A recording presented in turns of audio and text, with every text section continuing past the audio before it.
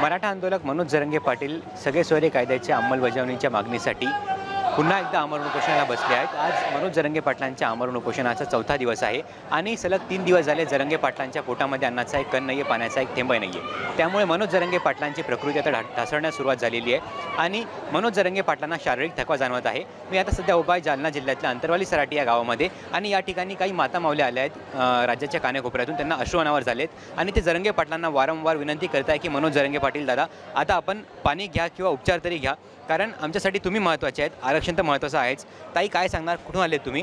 तुम्ही आता इथे या ठिकाणी रडत होता, काय सांगणार तुम्ही? मी पूर्णा येथून आलेली आहे। मला दादांना हेच सांगायचं होतं की आपण पाणी घ्यावं, जेवण करून उपोषण करा।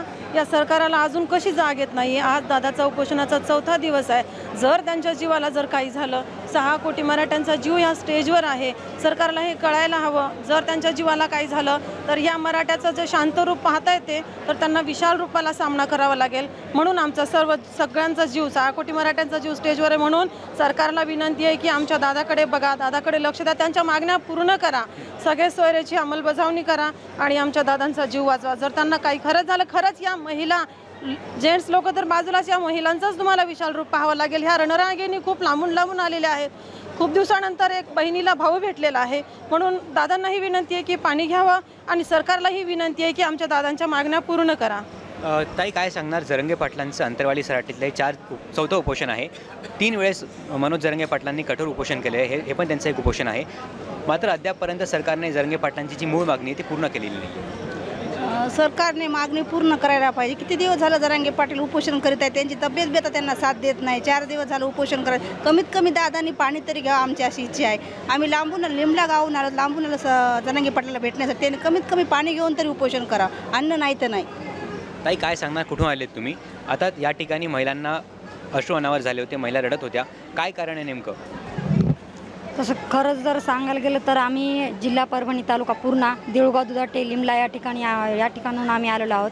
तर आमचं जीवाच्या आकांतानं एवढंच सांगणं आहे या सरकारला, निर्भीड सरकारला झोपलेल्या, की त्यांनी होईल तेवढं जरांगे भाऊकडे लक्ष द्यावं आणि जे काही जरांगे भाऊच्या मागण्या असतील, आमच्या मुलाबाळांसाठी ते एवढं त्याग करत आहेत, तर आमची एवढीच मागणी आहे, त्यांना आरक्षण लवकरात लवकर द्यावं। आणि आमचं जर त्यांनी आरक्षण नाही दिलं तर आता ताईंनी सांगितलंच त्याप्रमाणे आम्ही होईल तेवढं महिला जरांगे पाटला नुसतं एक इशारा द्यायला काफी, आम्ही जेवढं होईल आमच्या जीवाच्या आकांतानं आम्ही जे काय करायला तयार आहे, त्यांनी फक्त शब्द टाकावा, आम्ही त्यांच्या इशाऱ्यावर जे काय करायचं ते आम्ही करू।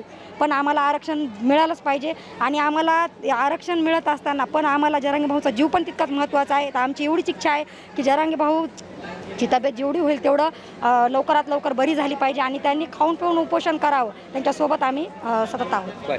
आई, काय सांगणार, जरंगे पाटलांना वैद्यकीय पथक असतील किंवा वैद्यकीय अधिकारी असतील ते देखील विनवणी करताय की तुम्ही उपोषण करतायत, मात्र पाणी घ्या किंवा उपचार घ्या, तुम्ही देखील वारंवार विनंती करताय, मात्र जरंगे पाटील ऐकत नाही। आमचं म्हणणं आहे की त्यांना अन्न पाणी घ्यावं, उपोषण करावं, आम्ही त्याच्या साथ आहेत, आम्ही त्याला हे करतो, धन्यवाद देतो की आम्ही त्याच्या पाठीशी आहेत। मात्र आता तुम्हाला अश्रू अनावर झाले, तुम्ही रडत होता या ठिकाणी, काय कारण? काय त्यासाठी चालतो होतं आमच्या मनाने की तिथं पाणी घ्यावं आणि आमचा मान राखावं। हां, जरंगे पाटील आजचा चौथा दिवस आहे, 3 दिवस झाले उपोषण करतायत, मात्र अद्यापपर्यंत सरकारकडून कुठलाही संपर्क झालेला नाही। त्यांना करावं, आम्ही त्याच्या माग आहे, पाठीशी आहे। हां, आई, काय सांगणार, आम्हाला आमचे दादा पाहिजे, जरांगे दादा पाहिजे, आरक्षण तर पाहिजेच पण दादा पण पाहिजे आम्हाला आमचे दादा पण पाहिजे।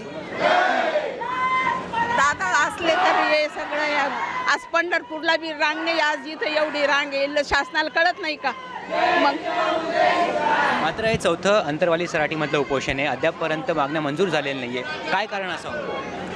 आता ते पुढचं नाही सांगता येत, फक्त एवढं सांगा आम्हाला आरक्षण आणि आमचे दादा, एवढ्याच उत्तर द्यायचं जा आम्हाला। आता मागणी काय दादांकडे आणि सरकारकडे? मागणी आरक्षणची मागणी ना, दुसरी काय मागणी मागणार आहे? सगळे सोयऱ्याची मजुरी द्यावा, दादाला लवकर त्यांना मोकळं करावा याच्यातून। एकूणच आपण जर पाहायला गेलं तर जालन्यातल्या अंतरवाली सराटीमध्ये राज्याच्या कानाकोपऱ्यातून मराठा समाज जो आहे तो मोठ्या संख्येने येत आहे। आता पावसाळ्याचे दिवस हळूहळू सुरू होत आहेत, अशा परिस्थितीमध्ये पेरणीचे कामं देखील सुरू झाली आहेत। मात्र जरंगे पाटलांनी मराठा समाजाला आवाहन केले की सध्या पेरणीचे कामं सुरू आहेत, पेरणीची लगबग सुरू आहे, असं असताना आपण आपले पेरणीचे कामं करा, कारण आधी आपलं काम म्हणजे शेतीचं काम आहे आणि तुम्ही अंतरवाली सराटीकडे येऊ नका। मात्र जरंगे पाटलांपोटी असलेला एक जिव्हाळा जो आहे त्यामुळे राज्याच्या कानाकोपऱ्यातून मराठा समाज या ठिकाणी येत आहे। आज जरांगे पाटलांच्या उपोषणाचा चौथा दिवस आहे, मात्र अद्यापपर्यंत सरकारकडून कुठलाही संपर्क जरांगे पाटलांसोबत झालेला नाही आहे। आणि असं असताना जोपर्यंत माझ्या मागण्या पूर्ण होत नाही तोपर्यंत मी आमरण उपोषण सोडणार नाही आणि मी आमरण उपोषणावर ठाम आहे आणि या दरम्यान मी कुठलेही वैद्यकीय उपचार असतील ते घेणार नसल्यावर मनोज जरांगे पाटील ठाम दिसत आहेत। गौरव साळी, मुंबई तक, अंतरवाली सराटी।